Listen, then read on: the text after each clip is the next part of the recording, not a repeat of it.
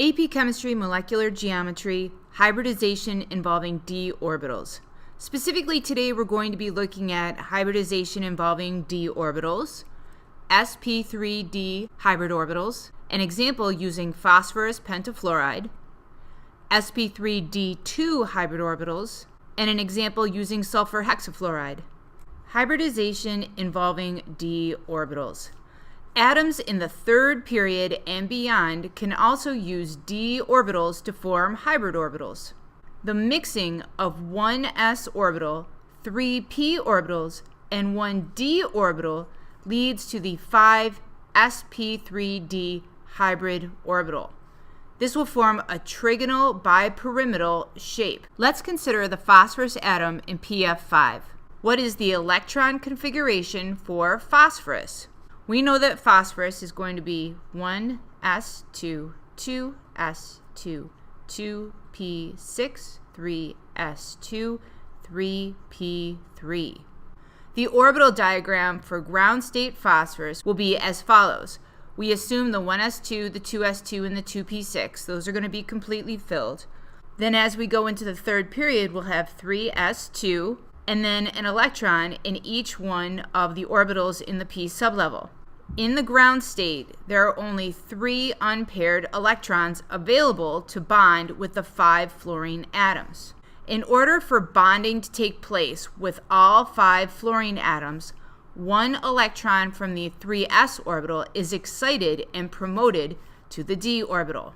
So we're going to assume that in front of this 3s, we have our 1s2, our 2s2, and our 2p6, as you can see in your notes. So the second electron in the 3s is going to get promoted.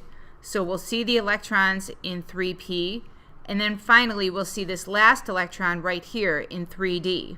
As before, there is a problem. The single electron in the s orbital has a different shape than the 3 electrons in the p orbital and the 1 electron in the d orbital. So again, it is necessary to mix these 5 orbitals together and create a hybrid of the 5 so phosphorus can bond with all 5 fluorine atoms. This is known as sp3d hybrid orbital. So to review, we're going to be taking an electron from 3s, the 3 electrons from 3p, and the 1 electron from 3d and mixing them together to form sp3d. So we're going to see 1 electron in each of these orbitals in this hybrid model, and these will represent our bonding electrons. So another electron from each fluorine can come in and form a covalent bond, giving each atom its full octet. Finally, consider SF6. Follows the same formation as above, except will include 1 more d orbital. This will create the sp3d2 hybrid orbital, forms 6 bonds, and has an octahedral shape. In summary, the following steps allow the prediction of hybrid orbitals used by an atom in bonding. Draw the Lewis structure for the molecular ion. Determine the electron domain geometry using the Vesper model.